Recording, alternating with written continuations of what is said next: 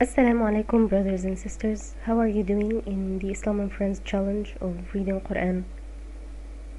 It's not about reading as many verses as you can. The point is to read it and reflect on the meaning of the words. This series gives you an outline of Qur'an to help you follow and understand what you read. The first part of this chapter was mainly about stories of people who got commandments before us. This part is about the commandments given to this ummah. Let's get started. Please follow along using your book or the link in the description area. Verses 143 and 144. The first commandment in this part is the changing of the Qibla from al-Masjid al-Aqsa to al-Masjid al-Haram. A trial from God, who will obey and who will disobey. Also, this is an example of being unique in our actions, and we should be unique in our speech as well. The commandment from verse 104, don't say this and instead say that. We are unique in our speech and in our actions. We don't follow others blindly, we only follow what's good. Verse 158, the ritual of Sa'i, or walking between al-Safa and al-Marwa, which Hajar, the wife of Prophet Ibrahim, peace be upon him, did to look for water.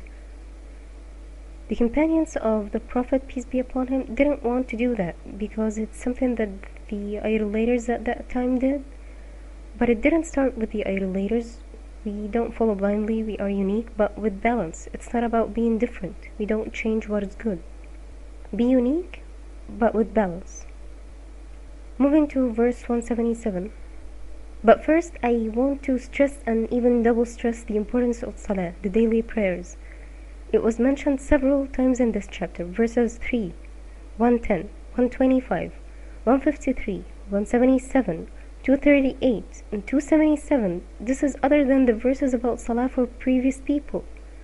Salah is an appointment between you and God 5 times a day, and you can spend as much time as you want with God. Okay? Back to 177. A very important verse. Let's have a look at what it says. It's not al-birr.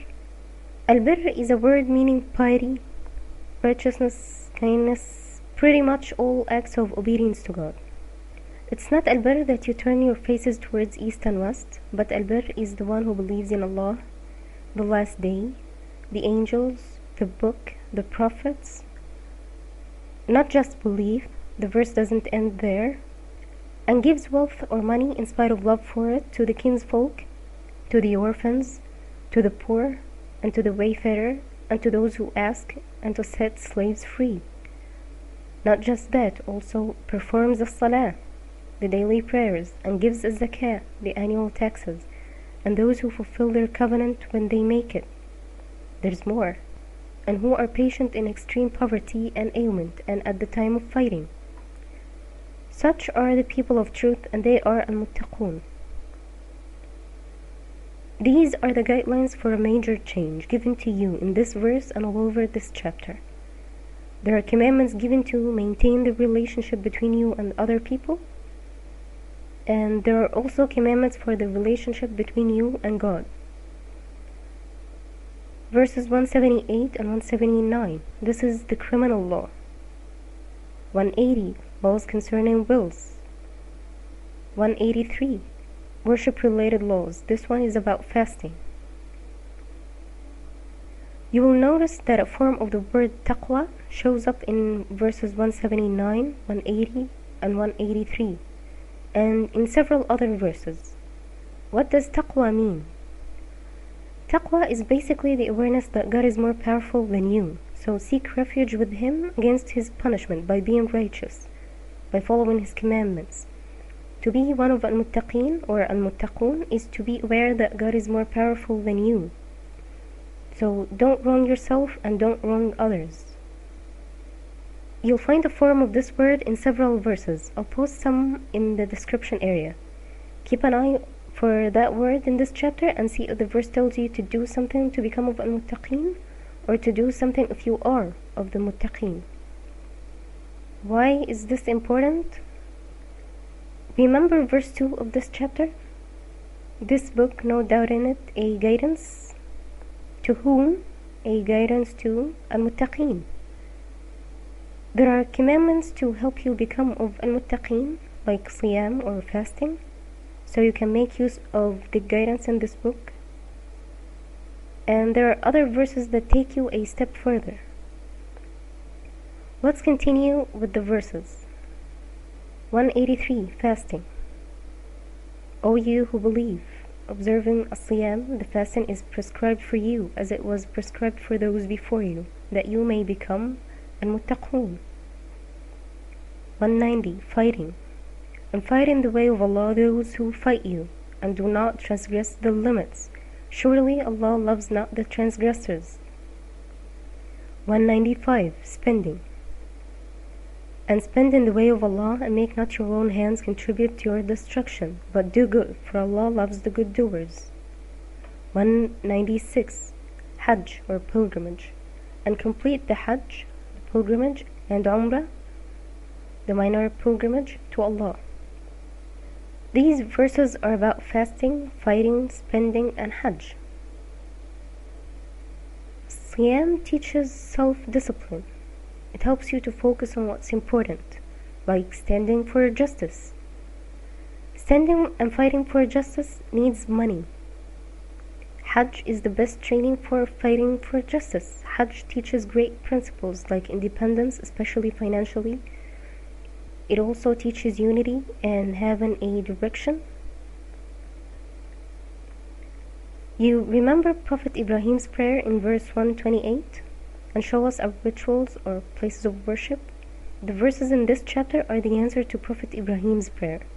This chapter mentions the pillars of Islam and Iman throughout, from beginning to end.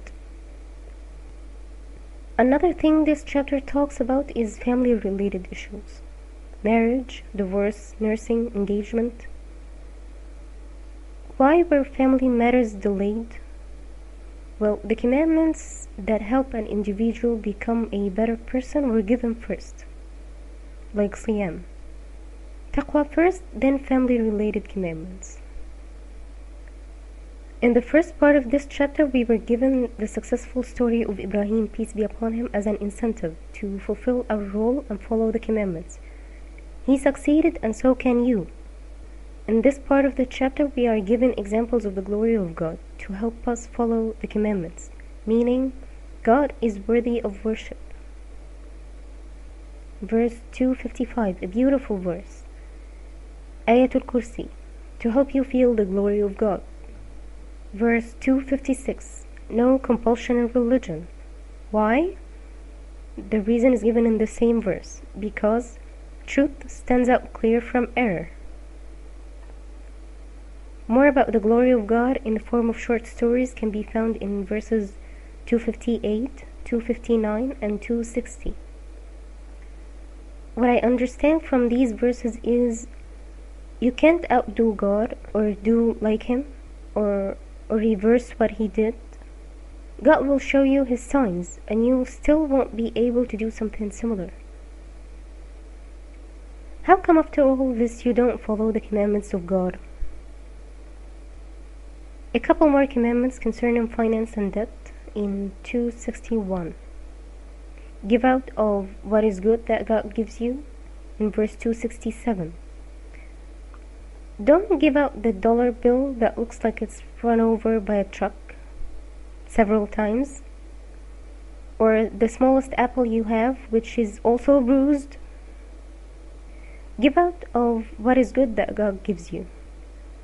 Also, there are verses that fight against usury, 275 to 281. Our financial system is charity-based, not usury-based. Then the last two verses in this chapter, 285 and 286. The perfect closing, Iman and a prayer to help us with our responsibility. That's all for today. Please subscribe if you haven't done so yet. Next week's talk will be about chapter 3, Surat al-Imran, inshallah. Assalamu alaikum.